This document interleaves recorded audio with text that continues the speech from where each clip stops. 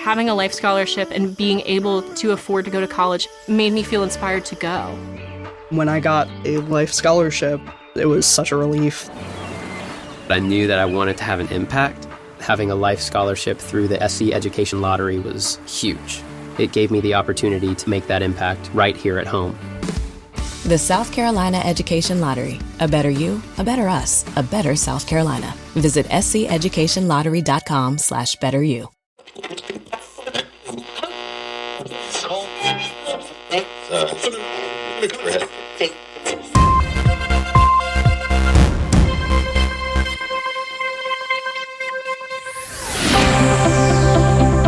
It's time to speak up. It's time to speak out. Welcome to We Have a Voice. Community discussions about Huntington's disease And juvenile Huntington's disease. Show host James Valvano. You are loved. Hello, everyone. This is James Valvano, your host here on We Have a Voice Radio. We are broadcasting across Spreaker, Twitter, Facebook, Spotify, iHeartRadio, and many other networks. Today, I have two special guests joining us. Dr. Herwig Lang from the George Huntington Institute in Germany, and Dr. Lang is also our Chief Medical Advisor for We Have a Face. We also have Dr. Thomas Bird with us today, a very special guest. Dr. Bird has decades of experience working with individuals with Huntington's disease and families. Dr. Bird was also the director of the University of Washington's Huntington's Disease Center of Excellence and remains there as an advisor.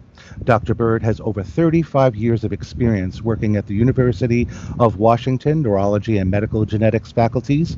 Dr. Bird has pursued his interest in hereditary diseases of the nervous system. I would like to thank both of you for joining me today.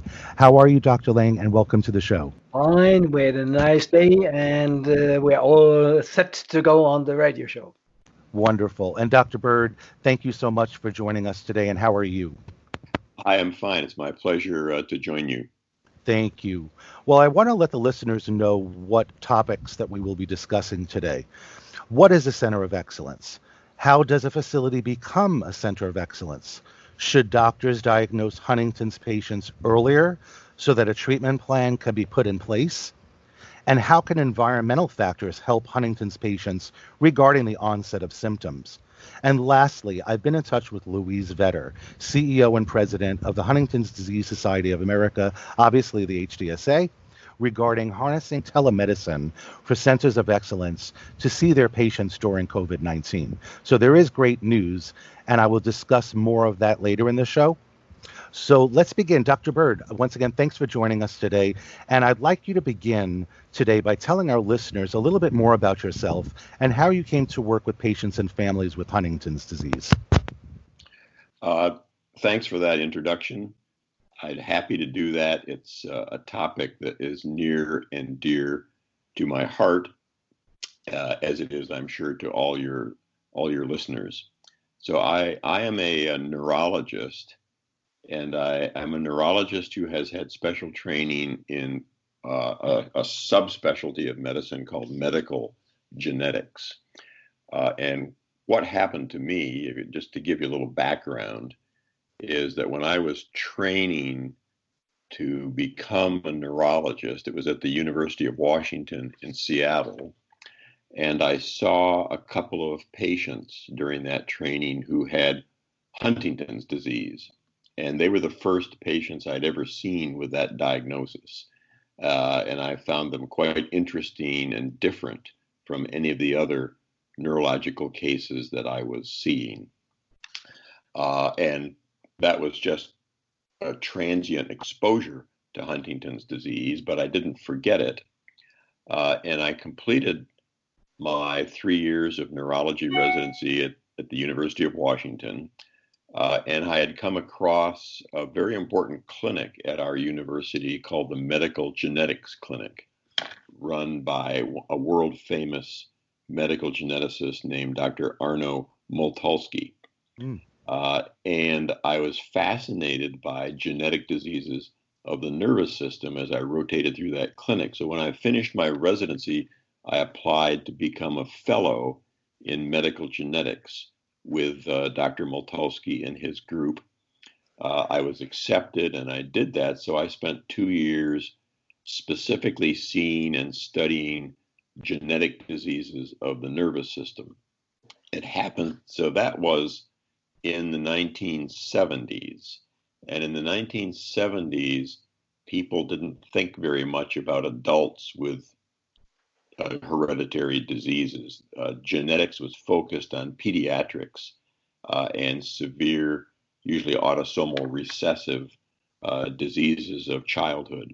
So not much thought was given to adults with genetic brain diseases, but I found it incredibly fascinating. And as I was doing my rotation in medical genetics, a family came to the clinic, and it turned out to be the family of the man I had seen as a resident with Huntington's disease. And it was his son that was coming to clinic because in the subsequent years, he had developed symptoms of the disease, and we made the diagnosis of him. So I had seen now 2 generations of this family just by chance, and that made it especially interesting and personal to me. Wow. And years later, we followed this family, and years later, I saw the sons of that man. So I saw the grandchildren, the grandsons of the original patient I had seen as a resident. So I saw 3 generations of this family, and it really brought, and they had juvenile Huntington's disease. And this really brought home to me what this disease was all about, how it affected individuals, the kinds of symptoms they had, and how it was seen over and over again in families because it's a dominant disease and each child is at 50% risk. Right. It was almost for me, it was almost like recapitulating the experience of George Huntington when he first discovered the disease, because he had followed his father and grandfather around on their rounds and had seen families with this disease. And then when he began to practice, he was seeing the children and the grandchildren of those families. So he had had that same kind of experience. So I became extremely interested in Huntington's disease, and I felt that it was important for 3 major reasons. The first was that it is fascinating. It's unlike any other neurologic disease. The way it affects people is different in almost every patient, and it can be unexpected. You never know what kinds of symptoms and problems an individual is going to have. Is it going to be the behavioral problems? Is it going to be the cognitive problems? Is it going to be the motor problems? Absolutely. It can come on at any age. So it's a fascinating disease. And it's an important disease. Although it's said to be rare, I don't really like labeling it as rare because it's not all that rare. In my career, wow, which is now spanned 50 years, I've seen more than 1,000 people with this disease. So I don't call it rare, I call it uncommon. It's not as common as, say, Parkinson's disease or Alzheimer's disease, but it's not rare either. There are lots and lots of patients with it. So I just say it's an uncommon but not rare genetic disease of the brain. I don't mean to interrupt you, but that is something, I'll be quite frank with you. When our community listens to this, and they're listening to it now, you happen to be the first American doctor in my 10 years of advocacy and having Huntington's that has ever openly stated that it's not rare.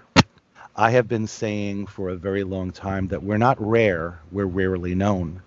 So I want to thank you, Dr. Bird, for saying that openly, because the thing that frustrates so many caregivers and patients is that we constantly hear the terminology rare disease, but we understand. I just wanted to interject there. I apologize, but thank you so much for saying that.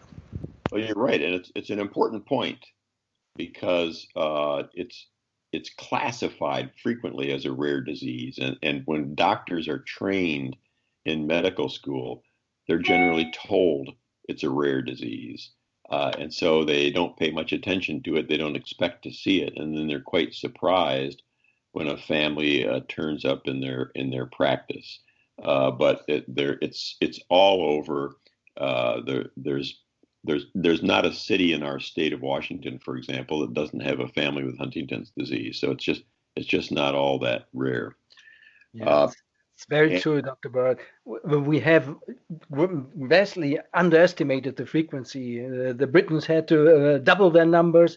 We Germans were a bit luckier. We are only about 25 to about % of. So it's much more frequent. The latest data from genetic research, they tell us that it's even more frequent than we think. Probably at least 10 times more frequent.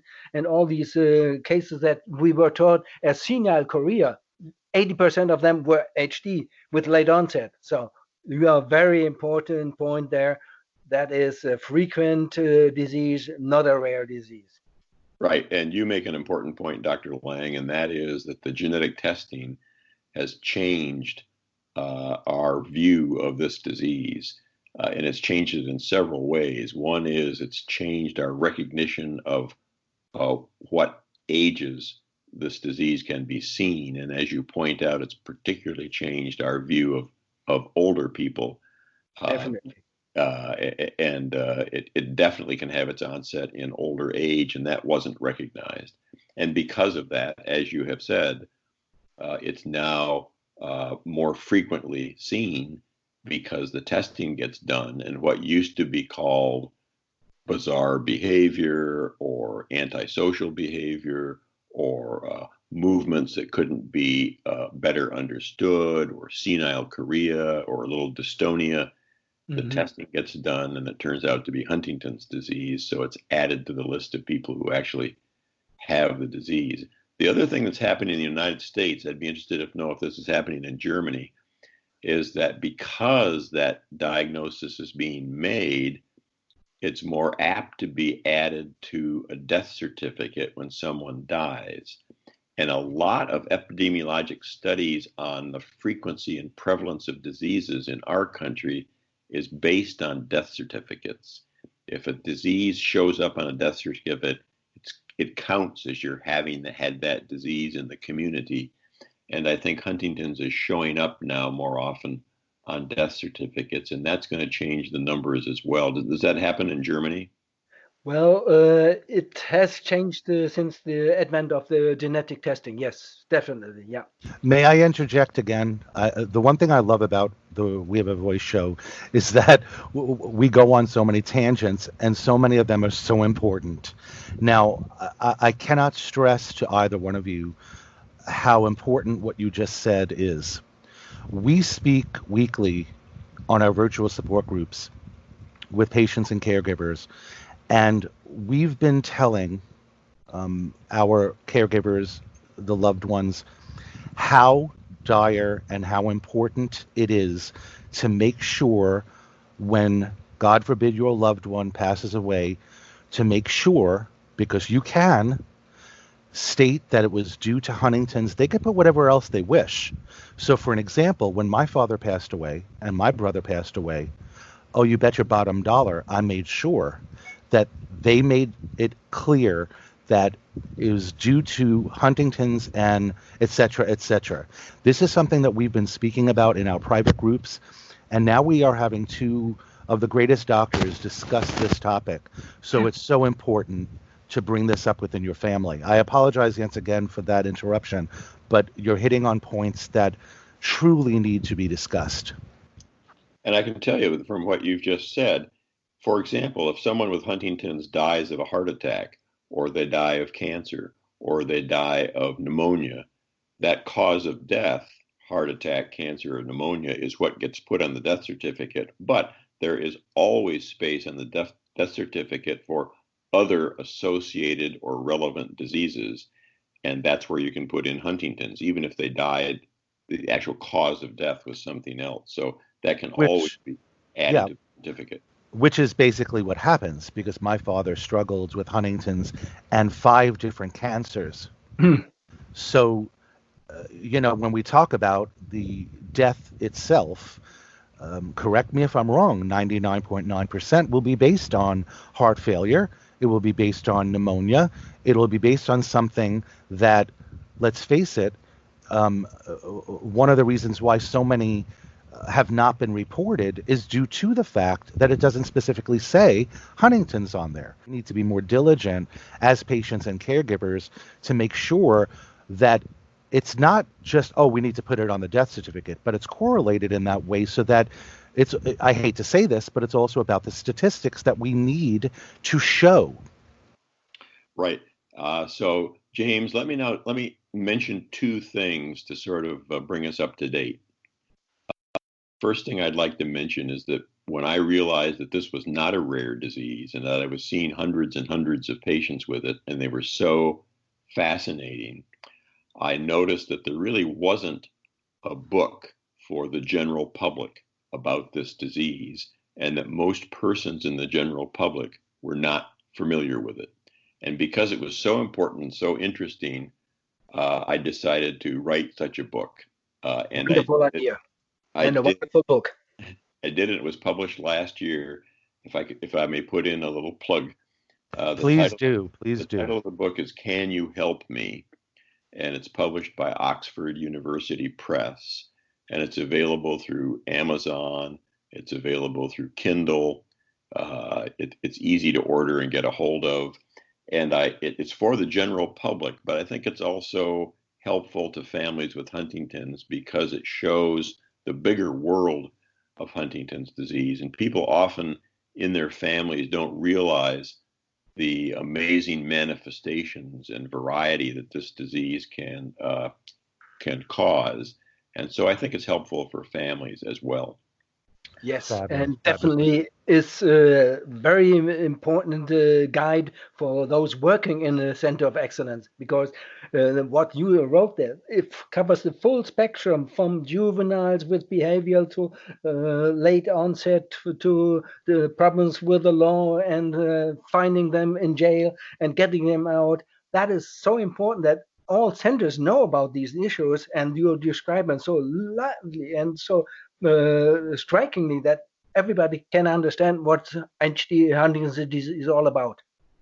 And Dr. Lang, I think it's really nice to hear from you, because one of the points is that it doesn't matter where you are in the world, this disease is this disease. And if you're in Germany, or if you're in the UK, or if you're in France, or if you're in Japan or China, it doesn't make any difference. Huntington's expresses itself very similarly no matter where you are. Would you agree with that?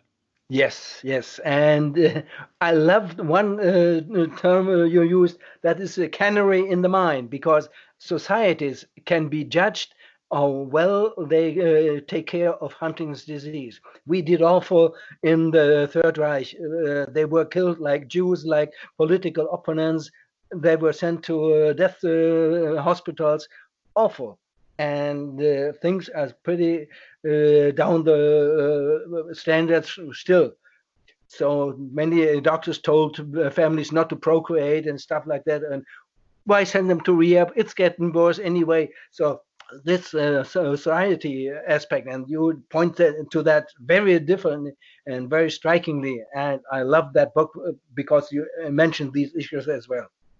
Yes, our societies, when people are acting different, when they seem to be outliers, and it's obvious there's something, quote, wrong with them, our society tends to shunt them aside and ignore them, and they're not recognized as having a disease of the brain that they can't help.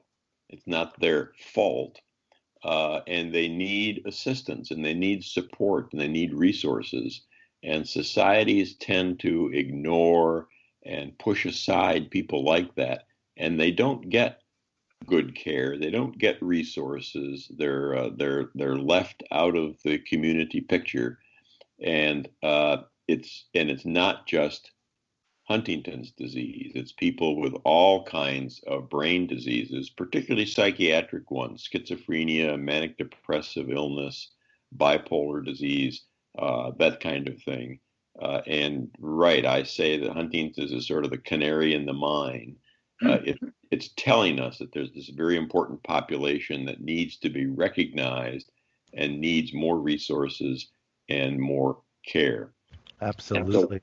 And so one of the ways we have done that is, as my career was unfolding, the Huntington's Disease Society of America, the HDSA, had this brilliant idea to resource centers around the country that specialized in Huntington's disease. And so this is the HDSA Centers of Excellence program. They have basically clinical expertise areas all over the country that are staffed by neurologists and psychiatrists and social workers and nurses and physical therapists who understand the disease, are familiar with the disease, and can bring to bear the best expertise and the best resources for the disease. And at the University of Washington, we applied for such a center about 20 years ago, and were funded and have had it ever since. I was the director of our center for many years and have now turned it over to my colleague, Dr. Jayadef, who is doing a wonderful job. And the HDSA has gone from something like 10 or 12 centers in the early days to now having 50 Huntington's disease centers of excellence spread throughout the country. So most individuals and families are not too far from a Huntington's Center of Excellence. And that's where you can find medical professionals who know about the disease. And that's very important because it's not unusual for general physicians, even neurologists, to not have seen many patients with it and not be very familiar with it. So I really want to put in a plug for the HDSA Centers of Excellence, because that's where families can get the best information and the best care for this extraordinary disease. Absolutely. And it will make a difference, a huge difference for families and the patient, because you in your book, you describe families that cope well and they have a real quality of life that is extraordinary, that has happened to you not just once and not happened to me just once, but these were the families that taught me that we can influence the way the cookie crumbles in Huntington's disease. Yes, right, exactly. Now, I totally agree that the centers of excellence are paramount when it comes to Huntington's disease. And, yes, I agree with you that for many people, their center of excellence isn't so far. But for some, it is. It's upwards of a 2 to 3 hour drive. But nonetheless, if you could give an overview of how does a facility become a center of excellence? So you need to have some physicians and medical care workers in a hospital, clinic, facility who have a special interest in Huntington's disease and realize that their community has underrepresentation of care for people with the disease. And then that group of healthcare providers can apply to the HDSA to become a center of excellence. And there are several different sizes or grades, if you will, of centers in terms of their size. So there are relatively small centers, there are medium-sized centers, and there are very large centers. And it mostly depends on their population area. If they're in a sparsely populated area, they may have a relatively small center. But the size is not as important as the personnel. So no matter what the size is, if you're a funded HDSA Center of Excellence, you have people there who are experts in the disease, understand the disease, and are able to provide the best available advice and resources for that disease, even if they're in a relatively sparse population area. And if you live in a community that's far away from a center, you still can have your local physicians collaborate with the center so that your care is local by your local physicians, but they can communicate directly with the center when you're having special problems and get the best advice from experts about what to do at the local level. And James, you mentioned at the very beginning that this has now been enhanced by telemedicine.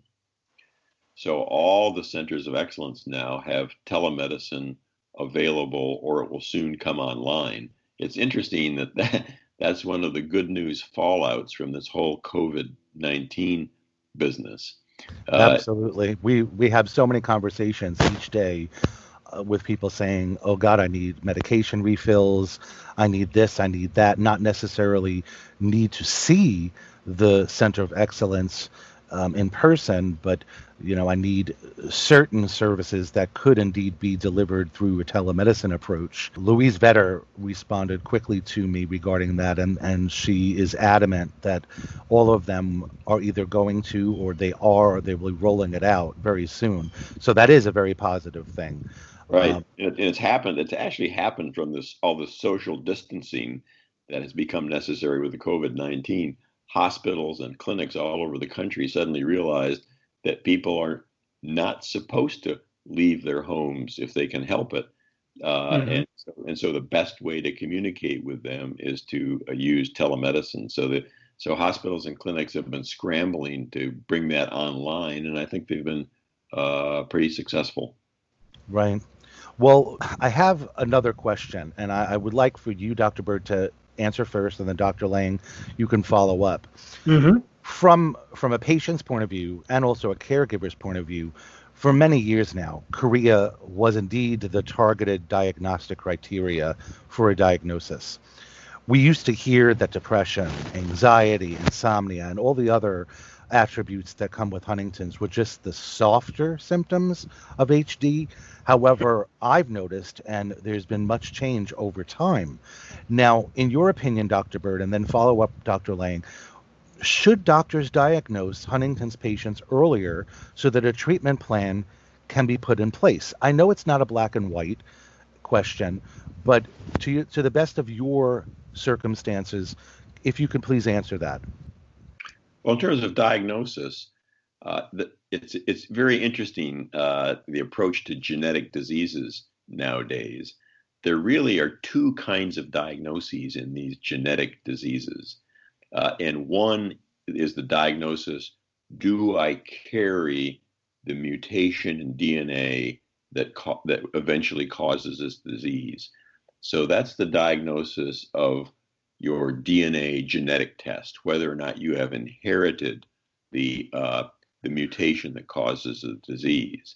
But that doesn't mean you have clinical disease. It just means you've inherited the mutation. The other kind of diagnosis is diagnosing people who have actual symptoms of the disease and are beginning to manifest symptoms of the disease. And I think that diagnosis should be done whenever people have symptoms. And that leads to the discussion of what exactly are symptoms. And in my book, I say from my experience that about a third of people, the earliest symptom they have is what's called a motor symptom. They have chorea, or they have dystonia, or they have some kind of physical disability that is the first manifestation of Huntington's disease. Agreed. Another third of people have a mental problem, personality problem. That's the earliest manifestation. They don't have any movement or motor problem at all. It begins as a personality change, a behavior change, a cognitive change, and that's the first symptom of the disease. And that can happen years before the motor problem. And then another third, it seems like both things happen about at the same time. They come into the clinic and they've had a behavioral change, and when you look at them, you see they also have some chorea. So both things have happened at about the same time. I completely agree. Couldn't be more accurate, as you've said, Dr. Bird. This is probably one third. Based on the fact that as a patient, and a previous caregiver, we literally are in the trenches within multiple Facebook groups and other various social media outlets. And back, I would say, a few years ago, we would hear from so many caregivers, they just will not diagnose without physical onset of chorea.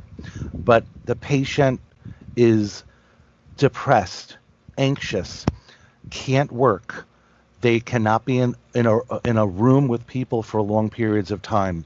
The employer is not making the adjustments that he or she may need to continue to work, or that patient hasn't worked because they got fired or whatever the case may be, but they're just not showing what we would consider is the bar to be met by whether it be doctors at centers of excellence or our own primary care physicians, because let's face it, there are many who have been diagnosed by their primary care physician. So when we talk about what manifests, can we discuss more about what you consider the behavior? Because the underlining is so much more. There's the depression, the anxiety, the insomnia, promiscuity, drug abuse, alcohol abuse, that, let's face it, a diagnosis does not happen. They're not able to get the medical that they need to be proactive and move on in their life, because majority of the people that we speak to say, we're not worried about the chorea, we're worried about everything else. Right. So you have to take each case individually. Each one is different. They're not all the same. In terms of the non-motor symptoms, I think the most useful is a behavior change, a personality change. If the family, the spouse or other family members say something's happened that's different in our loved one, their personality, their behavior is not what it used to be. They used to be a calm, collected, friendly person, and now they're cranky, they're unpredictable, they lose their temper more easily, and they're doing things that they never would have done before. That's the best kind of behavior change that's highly indicative of developing the disease. As you mentioned, other things can happen, but they're less specific. An important one is depression. So depression can certainly go hand in hand with Huntington's before the diagnosis is ever made. But depression is not rare in the general community, and it's not rare in Huntington's families. And it's not rare in people in Huntington's families who do not have the disease because of their family situation can be very distressed, and they can be depressed because of Huntington's in their family, even though they have not inherited it. So it's not a one-to-one sign of the disease. But that's why such people need to be seen by experts who have knowledge of the disease and can sort out all these different cognitive and behavior changes to help the family decide whether or not they should pursue genetic testing and whether or not they're also showing other signs of the disease. But it needs to be taken on an individual basis. Every person is different. Absolutely. I totally agree. And that's basically what we've been saying. It's not a one-size-fits-all disease. And, I'm hoping that today's show is going to let the population understand more about it. This is an open and honest conversation that in truth should have happened many, many years ago. But I do also believe that we need to have change over time. It's just that there's not so many. The way we need it, James. The societies, they now have a pre-symptomatic phase. That's fine. If you don't have any symptom, neither motor nor behavior or cognitive or whatever, then you are pre-symptomatic. That's okay. You have the mutation, but your brain is working 100%. But then they call a phase before motor onset prodromal. This is leading in the wrong direction. These patients are not prodromal. They are non-motor or premotor, whatever you would like. but they are not prodromal. They are in the non-motor phase, as I would suggest that phase of HD is termed. I mean, I totally agree. And I think where my point was leading was we're not literally talking about the individuals who are still able to work, they're still able to function, they're still able to maintain a livelihood that is the quote-unquote norm. But then we have so many patients who, in America, because I cannot speak for any other country, but specifically in America, the problem that many caregivers and patients face is that they want that diagnosis, not because of anything other than that patient has had a major change and they don't have the ability to work. And on top of that, they need medical benefits to help them. So in America, that's the trifecta. We're not talking about patient A who can continue to work. They know that they're at risk, or they may have gotten the test and was told that, yes, you were a carrier for it. But we're talking about those people who do venture out to the subset of doctors and say, listen, I can't do this, I can't do this, I can't do that. I need this diagnosis so that I can get on a medication protocol and also have the medical benefits that I need. So that's kind of where my perspective was going, speaking on behalf of quite a few people within the community who are struggling at the time with this. And I agree. And those kinds of people, at least initially, need to be seen by someone who has a depth of knowledge about Huntington's disease, an expert who is familiar with the disease, is familiar with these cognitive and behavioral changes, and is willing to take that into consideration. Absolutely. And knows how to put the story together and do what's best for the patient. That's not always easy. A big deal is if you're having early signs of the disease, do you or do you not tell your employer? Do you or do you not apply for Social Security benefits? Do you or do you not tell your friends and neighbors and other family members? These are difficult decisions to make because once the diagnosis is out in public, you may be treated differently. Mm-hmm. And on the one hand, you may be treated better, and on the other hand, you may be discriminated against. So guaranteed, absolutely. You have to be quite cautious about those kinds of decisions, and you need to work that out together with your family members and with the healthcare providers who are knowledgeable about the disease. Very, very true. It's time for a short break. Thank you for listening to We Have a Voice Radio. I'd like to ask you, Dr. Lang, first about environmental factors. Now, Dr. Lang, you and I have been talking about this for a very long time. Now, although many of us already understand this because we've been advocating for it across social media, but can you please tell the listeners how environmental factors can indeed help the Huntington's patient regarding symptoms? Yeah. I was lucky that I was brought to that conclusion very early on in my career in the early 1980s. I was seeing twins, monozygotic twins that were genetically identical, and the one I saw first, he had problems from age 16 on, behavioral issues, lost his driver's license, lost his job. He was in trouble, and when I first admitted him to my psychiatric hospital, I got a call next day from a marine physician. He said, I have a marine. He is kind of strange when he walks on the ship. And I said, I suppose he has Huntington's disease. What do you think? He said, wow, how do you know? I said, I have his twin brother here. So the other twin, he was living a normal life, had a good relation. He went to university. He tried to finish a study of architecture.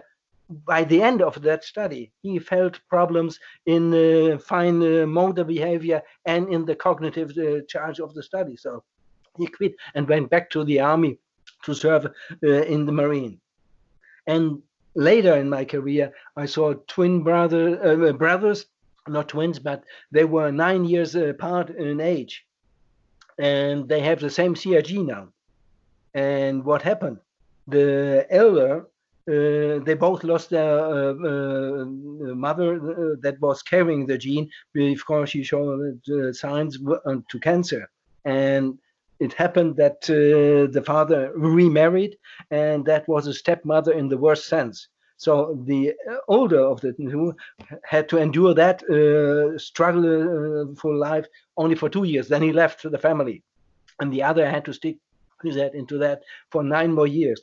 He suffered a fatal blow there for his resilience. And later on, he chose a job where you only get stress in the IT business. You only get calls from people that are discontent. The machine is running, not running. The computer program is not running. How come you haven't fixed it yesterday? Never get a call that, whoa, the machinery is running for 2 weeks now. Thank you for that.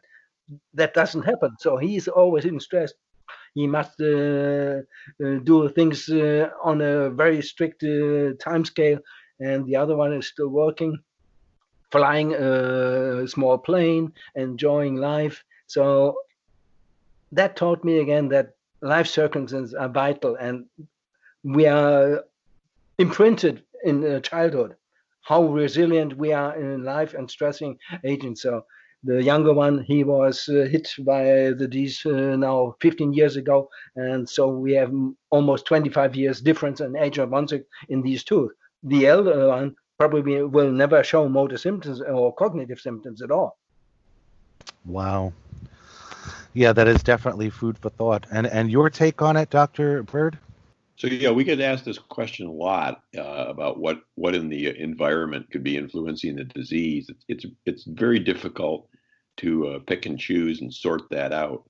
Obviously, a couple of things that we've definitely noticed that I think impact the disease in a negative way, and one is alcohol, and the other is drugs. We have people who have been alcoholics, and I believe they have more problems with their Huntington's and tend to have earlier onset. We have people who have been drug addicts on a number of different kinds of opioids. They appear to have more trouble with their Huntington's and earlier onset. So I think those two things in the environment very negatively influence the disease. And then I think, as Dr. Lang was pointing out, if you're raised in a dysfunctional family or social environment, that impacts you negatively as well. I mean, it would impact anybody who's raised in a dysfunctional environment, but I think it's particularly a negative influence on people with Huntington's. So those are the things in the environment that I've seen that I think really make a difference. Other things, for people talk a lot about diet.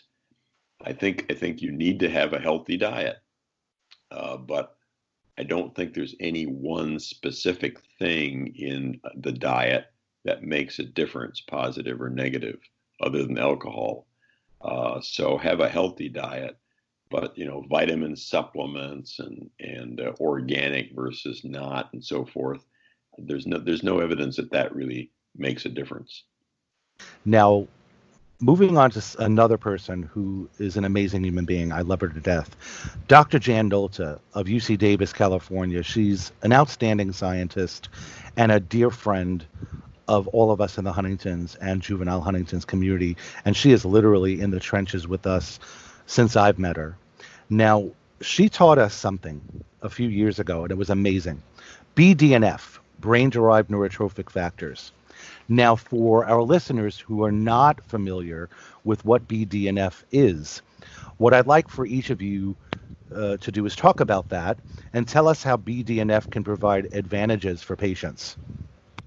So, as you said, it's a trophic factor, and it influences growth of nerve cells. And it was discovered many years ago, and it's being used experimentally to see how it may or may not benefit specifically people with Huntington's disease. So it's part of the larger enterprise that's going on to study possible treatments of this disease. And there are a lot in the pipeline. That's one of them.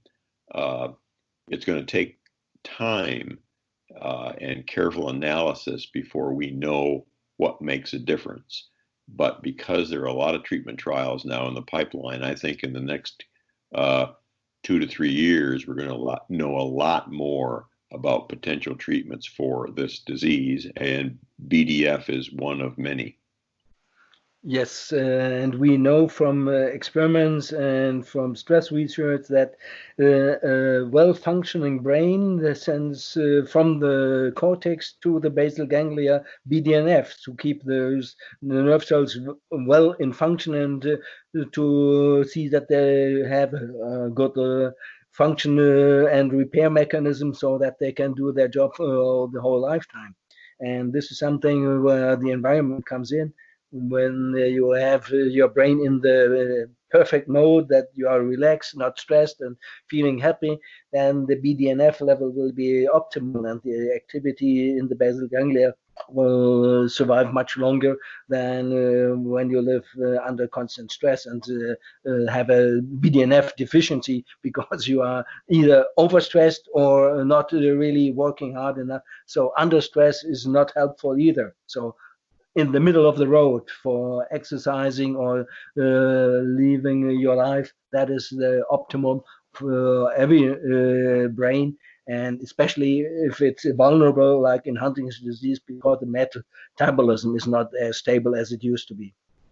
Well, what we've been doing across all of our groups for a few years now, and as of late even more, because of us being in our homes more due to COVID-19, is regardless of the disease, if you're happier, if you laugh, if you smile, if you're doing something positive, you're exercising, if you're swimming, if you're walking around your house, wherever, doing anything that brings upon positivity is obviously going to be beneficial.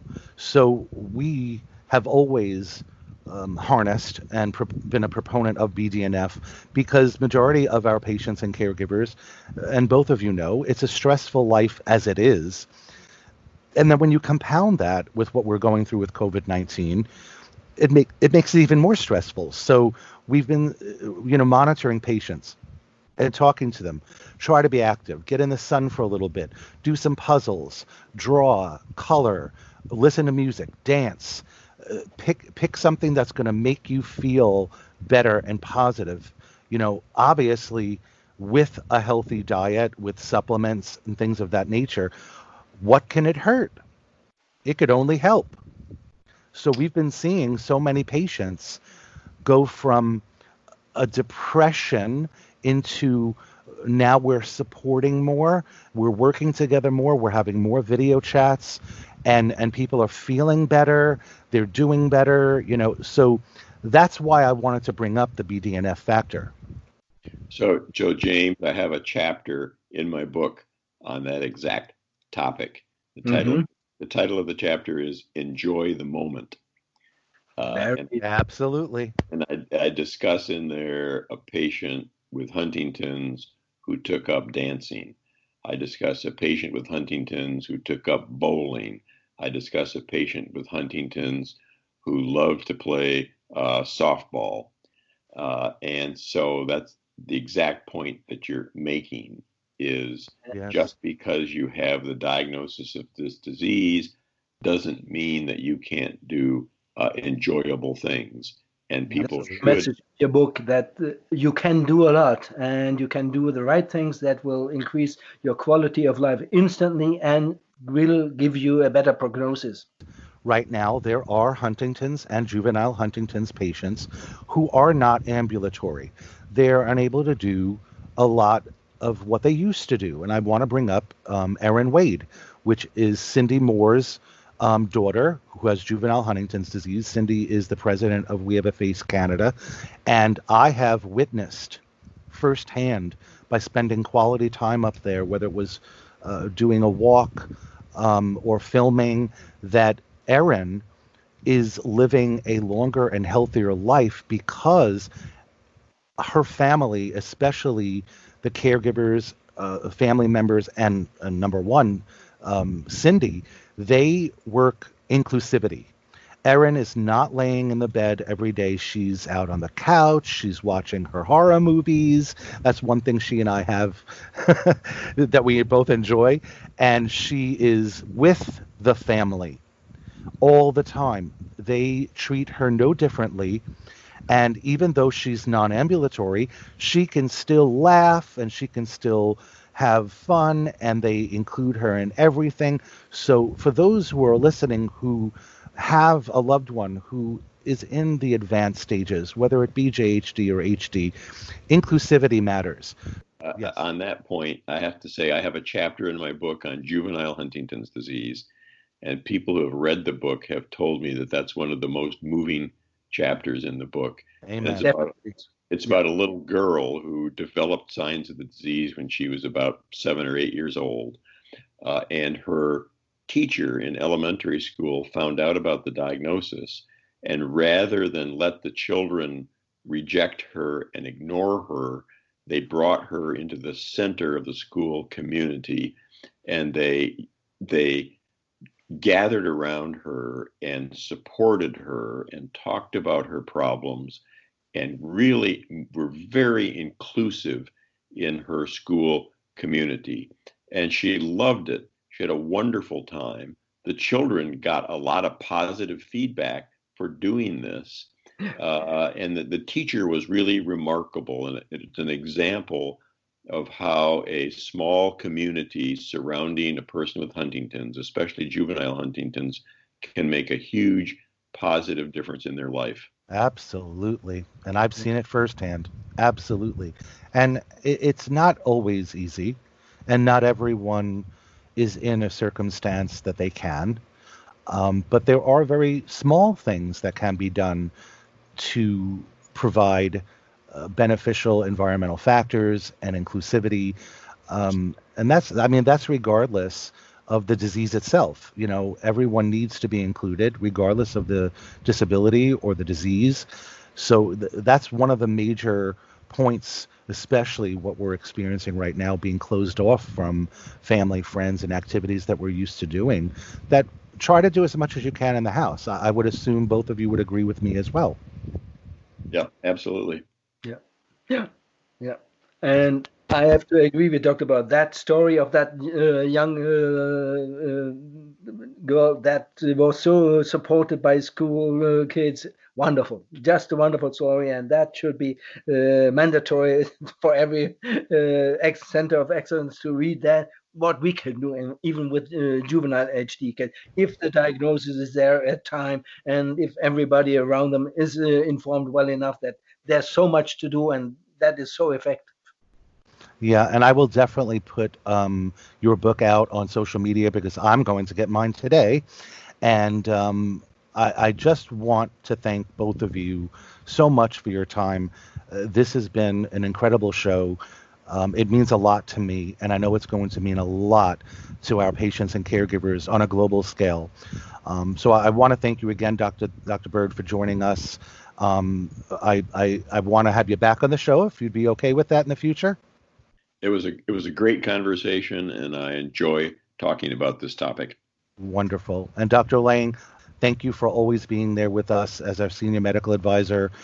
We love you dearly, and your input is always amazing. So thank you for joining us. That has been a pleasure again, and talking with Dr. Bird, that filled my heart. Absolutely.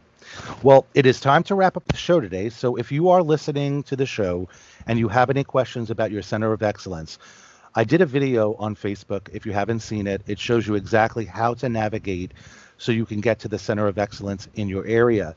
So you basically go to hdsa.org and navigate to Find Help, click that, and then click on Locate Resources in your area. And if you don't have the phone number or the email address to your Center of Excellence, literally you check the box next to Center of Excellence and then quickly scroll down, type in your zip code, and as soon as you click it, you'll see all the Centers of Excellence that are the nearest to you. And you could reach out to them by phone, by email. So we all need to be proactive, especially during COVID-19. And the great news, like I said again, was that Louise confirmed that the Centers of Excellence are there for you. So reach out to them.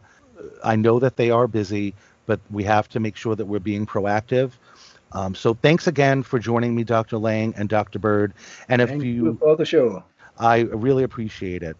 Now, I want to thank all of you for tuning in today, and please be sure to click follow on our show page and stay connected to receive information about our upcoming shows. And we look forward to broadcasting many more shows in the upcoming weeks. Thanks again, and always remember, you are loved. Having a life scholarship and being able to afford to go to college made me feel inspired to go. When I got a life scholarship, it was such a relief. I knew that I wanted to have an impact. Having a life scholarship through the SC Education Lottery was huge. It gave me the opportunity to make that impact right here at home. The South Carolina Education Lottery. A better you, a better us, a better South Carolina. Visit sceducationlottery.com/betteryou.